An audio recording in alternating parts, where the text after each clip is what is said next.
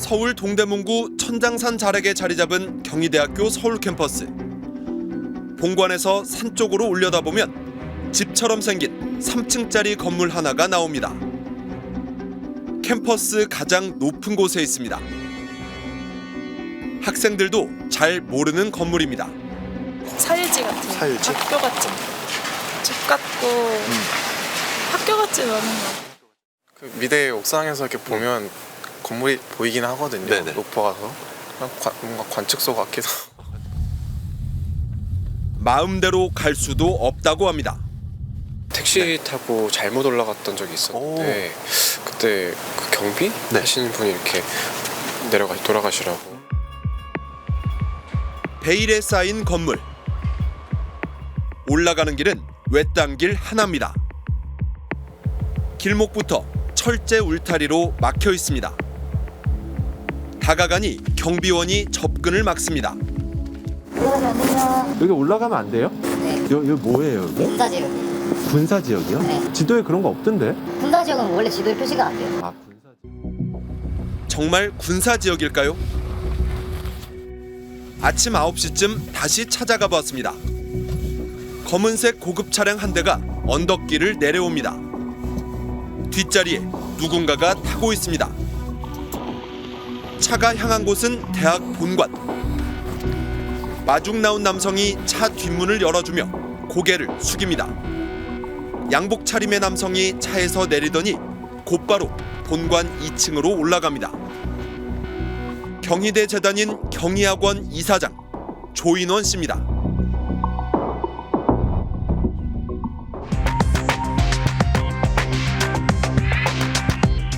안녕하십니까, 이휘준입니다.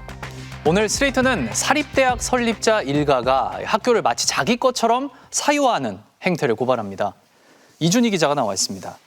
이 기자, 방금 본 사람이 재단 이사장이군요. 네, 경희대 재단 설립자 조영식 박사의 아들 조인원 씨입니다. 경희대 총장을 12년 동안 했고 지금은 재단 이사장을 맡고 있습니다.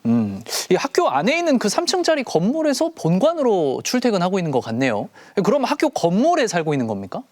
사립대는 학생들이 낸 등록금과 국가의 보조금으로 주로 운영됩니다.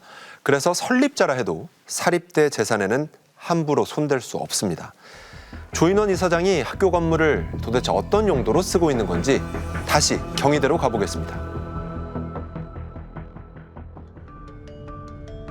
철제 울타리가 열려 있습니다.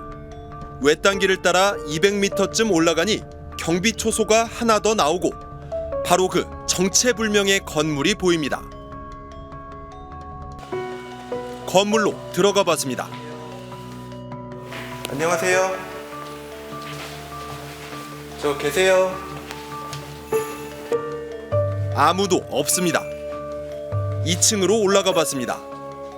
긴 복도 끝에 있는 방에서 불빛이 새어나옵니다. 문을 두드리자 한 남성이 나옵니다. 점심때가 다 됐는데 편한 옷 차림입니다. 저는 그 MBC 그 스트레이트의 이준희 기자라고 합니다. 잠깐 좀 기다려 네, 주세요. 네. 조인원 이사장. 경희대와 경희의료원을 소유한 재단인 경희학원의 이사장입니다. 설립자 조영식 박사의 아들입니다. 2006년부터 2018년까지 12년간 경희대 총장을 3번 연속 지냈습니다. 하지만 동문회와 교수들이 민주적 선출을 요구하자 사선 연임에 나서지 않았습니다. 총장은 그만두었지만 바로 또 재단 이사장이 됐습니다. 조 이사장이 기다려달래서 기다렸더니 1분도 안 돼 한 남성이 달려왔습니다. 나가시라고요. 밖에 나가서 기다리라고. 다시 절차 밟으시라고. 금세 한 명이 더 왔습니다. 취재 중이라고 밝혔지만 욕설을 퍼붓습니다. 거기 나 X들이 와서 일단 내려가라고. 그건 얘기가 될 만한 새끼. 계단에서 취재팀 한 명이 떠밀려 넘어지자 갑자기 혼자 바닥에 드러눕습니다. 아이고. 이거 잊어놓고 왜 보는 거였어요? 웃기지 마. 다 촬영됐다고 하자 벌떡 일어납니다. 선생님, 저희 다 찍혔어요. 네, 다 찍혔어요. 불과 10분 사이에 재단과 대학 직원 등 11명이 이 건물로 달려왔습니다. 기다려달라던 조 이사장은 나오지 않았습니다. 교직원들은 조 이사장이 학교 건물을 집처럼 쓰고 있다는 걸 대부분 알고 있다고 합니다. 그쪽 길을 이용해서 출퇴근하시는 걸로 많은 사람들이 알고 있습니다. 이분이 얼마나 사셨을까요? 뭐 한 10년 가까이 되는 걸로 알고 있는데 총장 시절에도 계셨죠. 사립학교법은 재단돈과 학교돈을 엄격하게 구분하고 있습니다. 학교돈은 주로 학생들이 낸 등록금과 국고 보조금입니다. 재단이나 설립자 일가족은 학교돈에 마음대로 손댈 수 없습니다. 학교 재산은 교육이나 연구 목적으로만 써야 합니다. 학교 재산을 재단이나 설립자 일가에게 빌려주는 것도 원칙적으로는 안 됩니다. 만약 조인원 이사장이 학교 건물을 집처럼 쓰거나 사적인 목적으로 쓴다면 사립학교법 위반입니다. 조 이사장은 왜 이 건물에서 출근하는 걸까요? 운전기사는 처음에는 집이라고 했습니다. 막 난리 주고 싶어하는 거 지금 나가세요. 여기가 집이 아니잖아요. 나가세요. 집이 맞냐고 되묻자 이번에는 업무 공간이라고 했습니다. 공간이고 쉬는 장소고 시원하고 숙소 쓸 수 있는 거고 업무 공간이에요. 업무 공간. 재단 측은 공식 답변을 통해 해당 건물은 행사장이나 수장고로 쓰고 있고 조인원 이사장은 2018년부터 2층 일부 185제곱미터를 업무용으로만 쓰고 있다고 했습니다. 집무실, 회의실, 휴게실이 있다고 했습니다. 뭐 휴게실은 제가 들어가지 못해서 모릅니다만 저희가 제공한 것은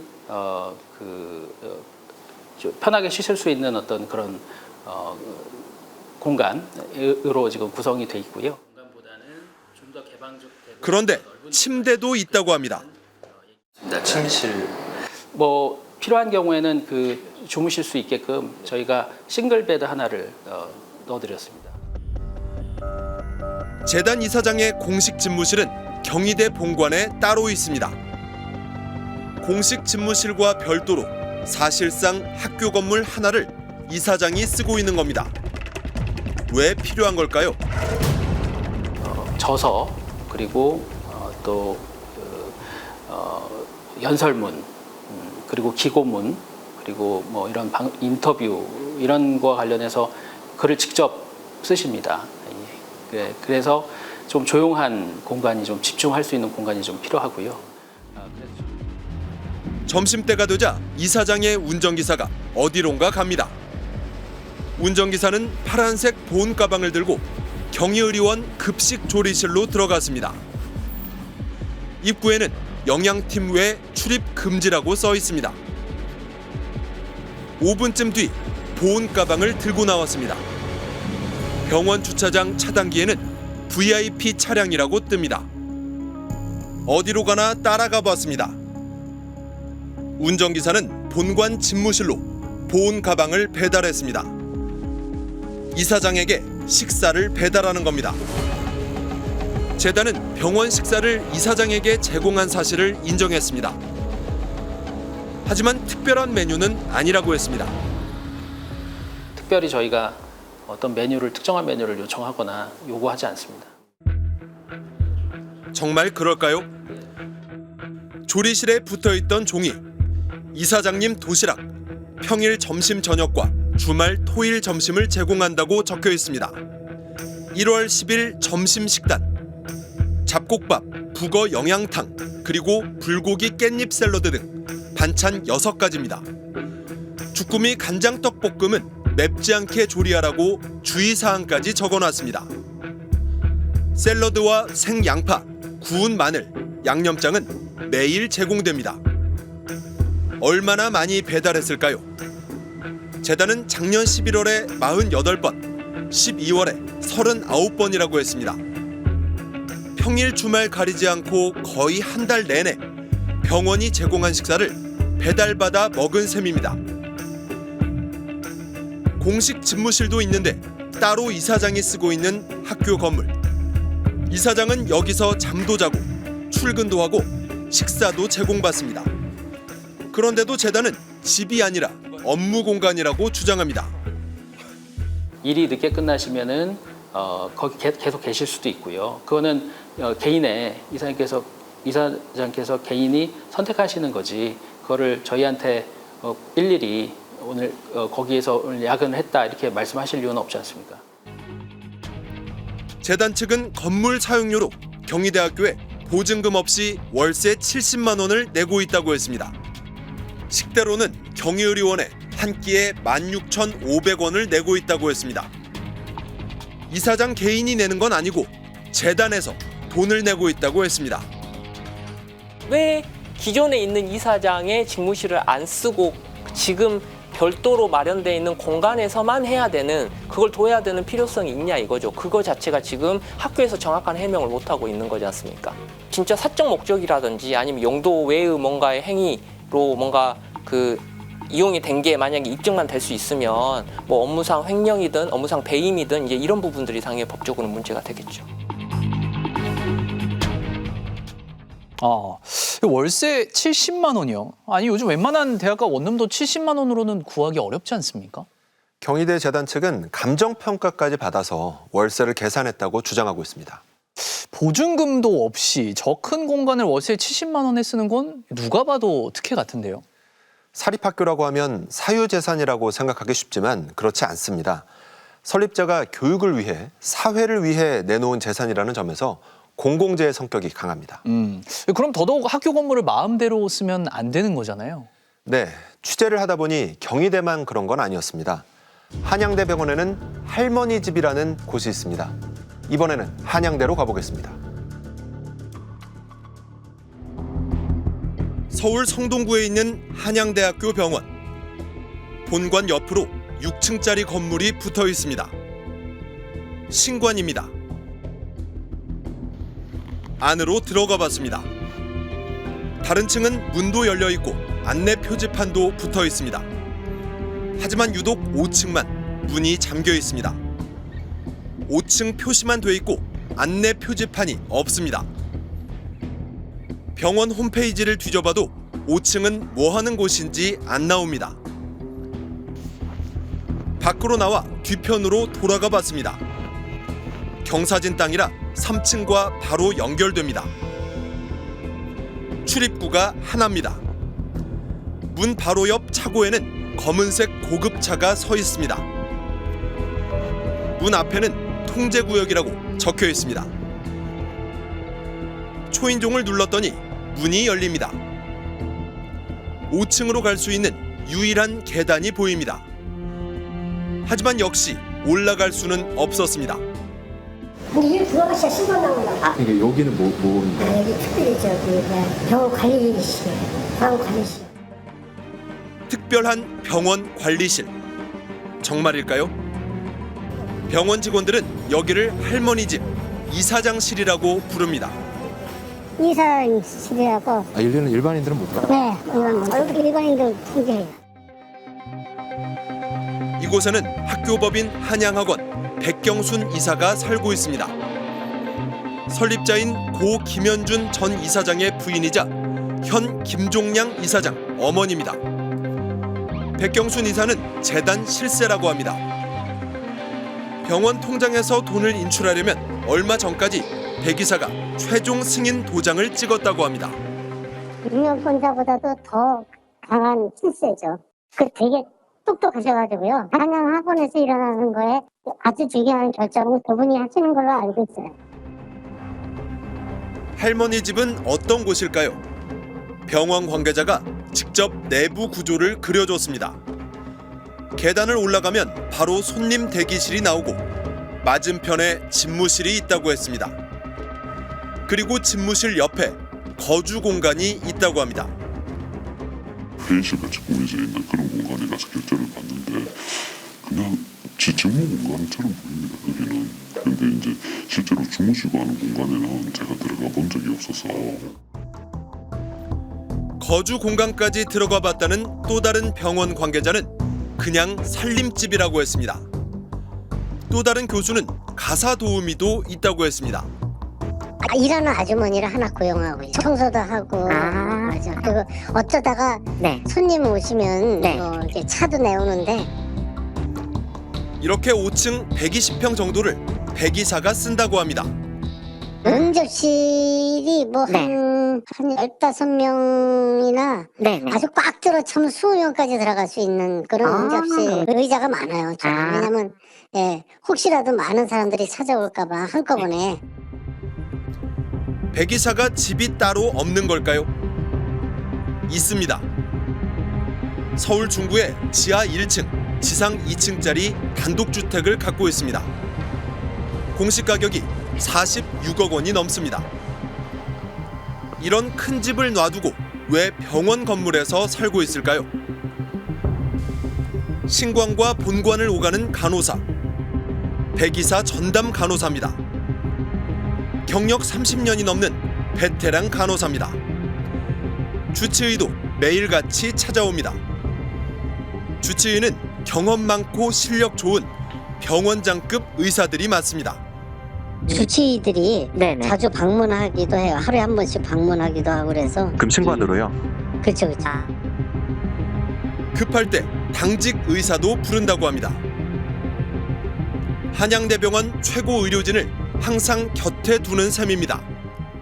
할머니가 괜찮으시면 의사들이 가기도 하는 걸로 얘기 들었거든요. 간호사들이 뭐 어제 뭐 선생님 뭐 갑자기 호주에서 갔다 왔어 뭐 이런 얘기를 제가 들은 얘기 있으니까. 사과나 커피 같은 먹거리나 비품 구매 비용도 병원이 댔다고 합니다. 24시간 돌아가며 근무하는 전담 경비원 3명, 자택 경비원 1명, 운전기사 1명 등 5명의 인건비도 다 병원이 내준다고 합니다. 그럼 밤에도 지키는 분이 계세요? 여기도 24시간 근무하죠. 그럼 이제 그 의사님 주무실 때도 여기 경비 인력이 있긴 있는 거예요? 네. 재단 측은 백이사가 병원 건물에 살고 있다고 인정했습니다. 1980년대 말부터 고 김현준 이사장이 신관 5층을 공관으로 썼고 2008년 김 이사장이 타계한 뒤에도 부인인 백이사가 고령인 점을 고려해 계속 살게 했다고 했습니다. 근거 규정이 있냐는 질문에 재단은 인륜에 따른 도리로서 한 일이지 법적 근거에 따른 건 아니라며 별도 규정은 없다고 밝혔습니다. 비품 구매 비용은 한때 병원에서 냈지만 지금은 백이사가 사비로 낸다고 했습니다. 현재 백이사는 할머니 집 대신 본관 VIP 병실에 장기 입원해 있습니다. 하루 입원료는 120만 원, 1년이면 4억 3천만 원입니다. 하지만 돈은 안 내도 됩니다. 재단은 설립자 부부가 병원 땅 등 2,200억 원어치를 기증한 점을 고려해 병원비를 전액 감면하는 규정이 있다고 밝혔습니다. 감면액은 재작년 3월 이후 약 2년 동안 4억 4천만 원입니다. 병원 건물을 재단 설립자 가족이 30년 넘게 집처럼 쓰고 있는 상황. 병원 직원들도 과도한 특혜라고 여기지만 누구도 말하기 어렵다고 합니다. 고양이 목에 방울 걸기가 어렵잖아요. 나갔어야 되는데 하고 하는 말을 아무도 못한 거예요. 사립학교법은 학교는 물론 부속 병원 돈도 재단 돈과 엄격하게 구분하고 있습니다. 한양대병원에 투입된 국고보조금은 지난 4년간 500억 원이 넘습니다.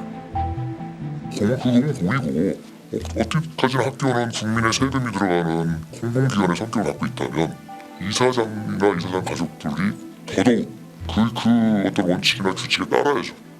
그래야 직원들이 그걸 본보기로 해서 허튼 짓을 안 하죠. 설립자 일가족이면 병원 건물이나 의료진을 자기 것처럼 써도 되는 겁니까? 안 됩니다. 물론 병원에 큰 돈을 내놓은 건 박수 받을 일입니다. 하지만 명예 말고 다른 걸 더 바라지 않는 게 진정성이 있겠죠. 이 병원 내부에서도 문제가 많다고 보는 분들이 있는데 고양이 목에 방울 달기라고 했어요. 문제 제기가 이렇게 어려운 겁니까? 백경순 이사는 김종량 현 이사장의 어머니입니다. 목소리를 내기 어려운 건 사학재단의 이사장이 갖고 있는 막강한 권한 때문일 것 같습니다. 직원들은 왕이라고 했습니다. 4, 5년 전쯤 한양대학교의 한 교수가 김종량 이사장으로부터 전화를 한 통 받았습니다.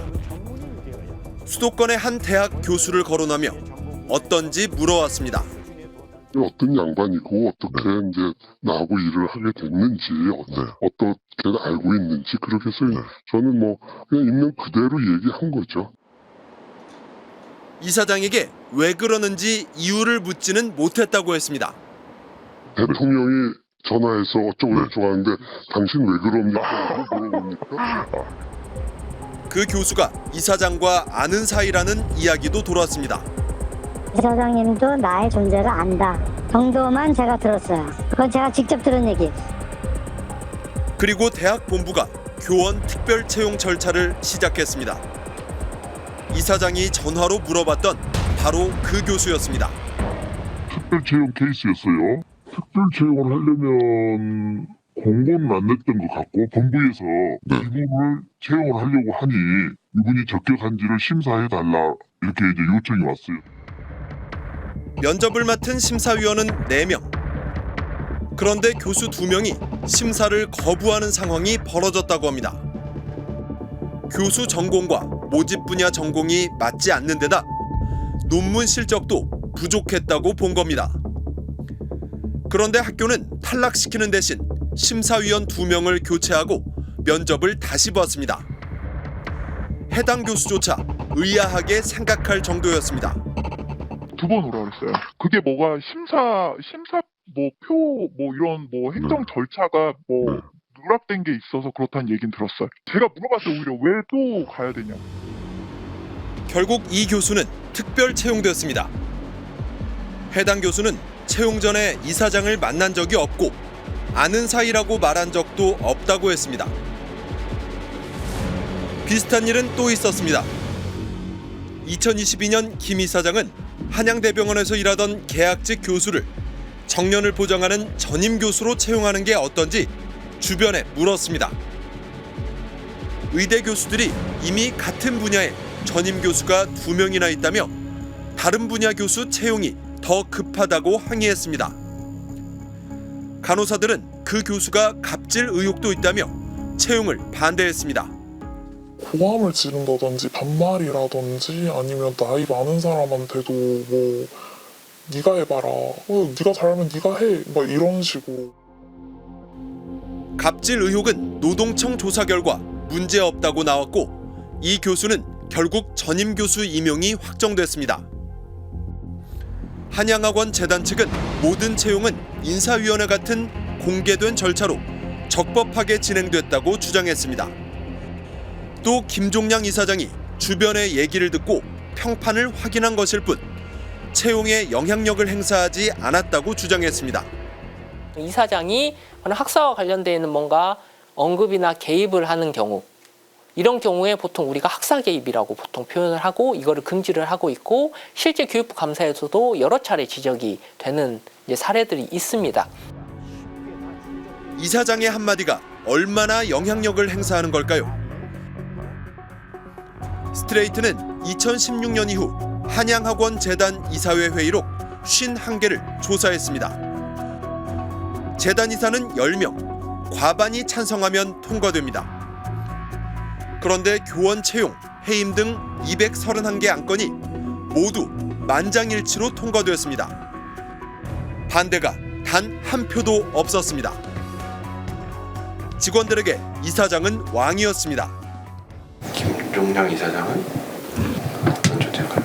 왕이다. 네, 자르고 채용하고 이 모든 것을 다 결정할 수 있는 왕 같은 존재죠. 지난해 2월 열린 이사회. 4년 임기 만료를 앞둔 김종량 이사장의 후임 선임이 안건으로 올라왔습니다. 이사장이 퇴장하자 한 이사가 이렇게 말합니다. 불철주야 헌신한 노고에 감사의 뜻을 전하며 세계 명문 사학으로 나아갈 수 있도록 김종량 이사가 계속 연임해달라고 제안한다. 참석한 이사 8명이 전원 찬성했습니다. 이렇게 김종량 이사장의 4년 임기가 다시 시작됐습니다. 이사들은 누구일까요? 전현직 한양대 총장, 부총장, 교수, 한양 사대부고 교장 등입니다. 황제라고 봐야겠죠. 뭐 자기 마음대로 뭐든지 할 수 있으니까. 대학 아까 운영 주체가 법인이고 법인 이사회가 모든 걸 장악하기 때문에 법인 이사회만 장악하면은 실질적인 오너가 되게 돼 있는 거예요, 그건요. 그리고 그걸 견제할 수 있는 세력이 없기 때문에 마음대로 전횡을 누릴 수가 있는 것이죠. 설립자 일가족이 대를 이어 이사장과 총장을 하고 교수 뽑는 것까지 관여한 의혹이 있다면 왕이라는 얘기가 나올 만하네요. 저희가 조사해보니 상당수 사학들이 2대, 3대, 심지어 4대째 이사장이나 총장 자리를 세습하고 있었습니다. 사학 비리가 터지는 대학들 상당수는 이런 세습 사학들입니다. 지난 2017년 남서울대학교 교수 10여 명이 교수협의회 창립을 선언했습니다. 이사장 일가족의 족벌 경영 횡포를 막겠다고 했습니다. 그런데 한 남성이 뛰어들어 현수막을 뜯고 한 교수의 멱살을 잡습니다. 내가 너 와서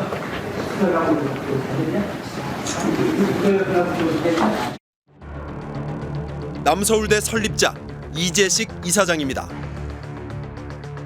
남서울대는 이재식 이사장 친인척들이 학교 주요 보직을 맡고 있습니다. 아들은 부총장입니다. 조카 사위와 며느리, 누나의 손자, 손녀, 처형의 손자까지 모두 11명이 학교 교직원입니다. 이런 69명이 지금 정규 직원인데 그중에 한 10명 정도가 가족으로 또 그 이상이 될 수도 있고 힘 있는 오너나 이런 사람들에게 잘 보이는 게 중요한 거죠. 그래야 승진도 하고 그러는 거니까. 스트레이트는 전국 292개 사립대에 정보 공개를 청구했습니다. 정보를 공개한 학교 253개 중 재단 이사장, 이사, 총장, 부총장, 핵심 4자리에 설립자 친인척이 1명이라도 있는 학교는 전체의 42%였습니다. 동서울대학교는 설립자 아들 2명이 이사장과 총장이었고 손자 2명이 이사와 부총장입니다. 한국영상대는 설립자 본인이 총장, 아들은 부총장, 아내와 며느리가 이사를 맡고 있습니다. 고려대와 광운대, 동아대 등 39곳은 정보 공개를 거부했습니다. 재단과 학교 직원 가운데 재단 이사 친인척은 남서울대가 11명, 마산대가 10명, 한서대 송원대가 9명, 동덕여대와 영진전문대가 8명 순입니다. 아들이든 사위든 단지 피부치거나 피부치와 관련된 친인척 관계라는 차원에서 그런 분들을 이사로 모신 거 아닐까라고 의심할 수밖에 없는 것이죠. 그게 가장 이제 나쁜 사례에 속한 것입니다. 설립자의 막강한 권한은 자녀에게 세습됩니다. 고려대학교 재단 이사장은 설립자부터 아들, 손자, 증손자까지 내리 4대에 걸쳐 세습됐습니다. 경성대와 우송대도 4대째 대물림했습니다. 사립대의 절반이 넘는 158개 학교가 이사장이나 이사, 총장이나 부총장직을 세습한 것으로 파악됐습니다.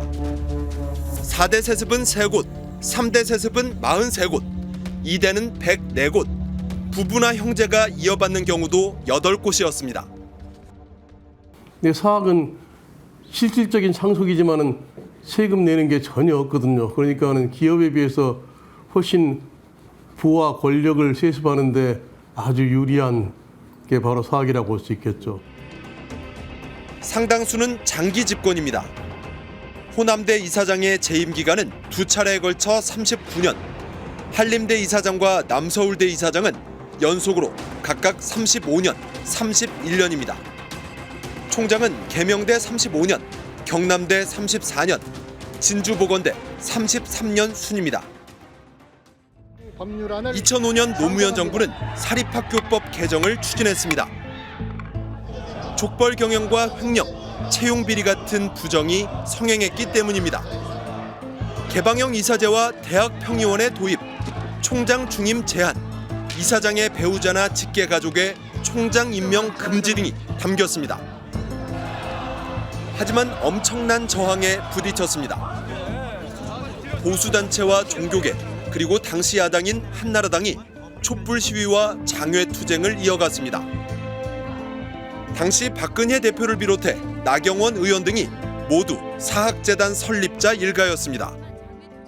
날치기 사학법으로 학교가 정치판이 되고 이념 교육장이 된다면 그걸 가만히 보고만 계시겠습니까, 여러분? 결국 대학 평의원회의 이사 추천 권한이 축소되고 총장 중임 제한도 없어지고 학교 이사장 가족들이 총장이 되는 길도 다시 열렸습니다. 지난 2008년부터 11년간 교육부가 적발한 사립대학 비리는 4,500여 건, 금액은 4천억 원이 넘습니다. 사립대가 우리나라에만 있는 건 아니잖아요. 미국이나 유럽에도 유명한 사립대들이 있지 않습니까? 우리나라와는 다릅니다. 설립자가 자기 재산을 출연했지만 재정 확보에만 관여할 뿐 학교 운영이나 교육에 직접 관여하는 건 금기시됩니다. 이사회는 외부에 개방하고 총장은 대부분 교수들이 민주적으로 선출합니다. 우리나라 사학법에 허점이 많은 것 같습니다. 그렇습니다. 사학법은 여전히 기형적입니다. 가난했던 시절 정부가 학교를 늘리려고 여러 특혜를 줬는데 그런 잔재가 아직도 남아있는 겁니다.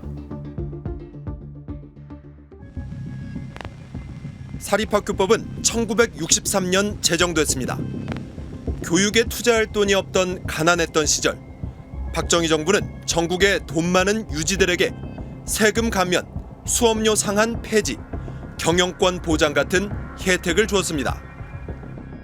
사립대학의 설립자들이 굉장히 강한 조금은 영리적인 동기를 가지고 사제를 출연을 해서 재단을 만들고 사립대학을 자기 나름대로 꾸려나가는 것이 그다지 불리한 상황은 아니었다라고 이야기를 할 수 있겠죠.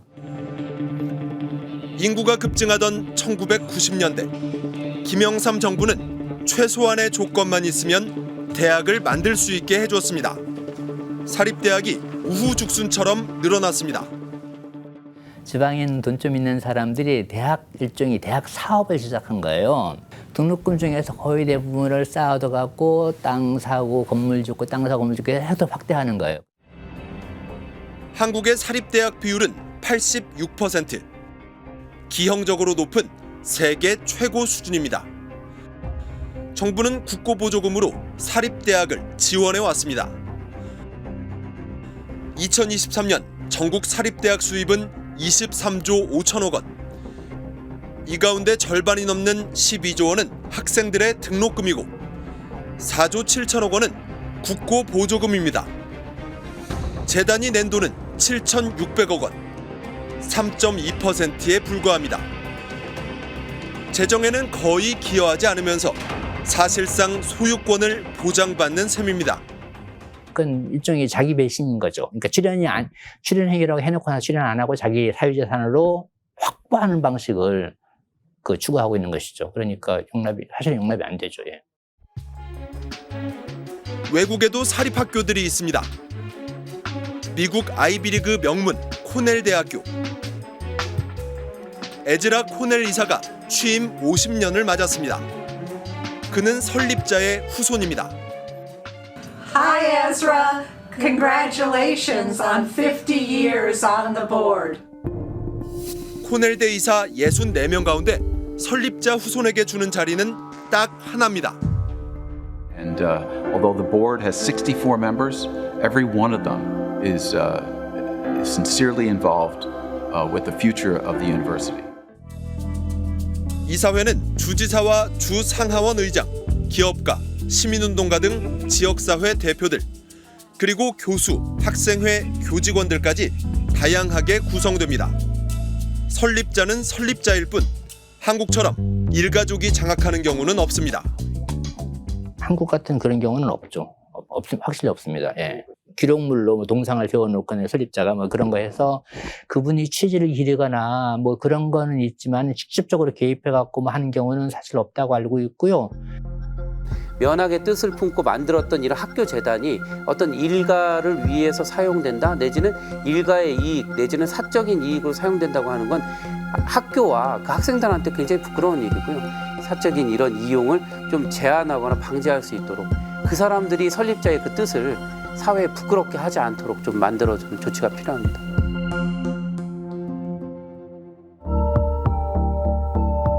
사립학교는 인재를 키워 우리나라가 선진국이 되는데 큰 기여를 했습니다. 명예로운 기부인지 세습을 위한 투자인지 이제 우리 사회가 다시 원칙을 세워야 할 것 같습니다.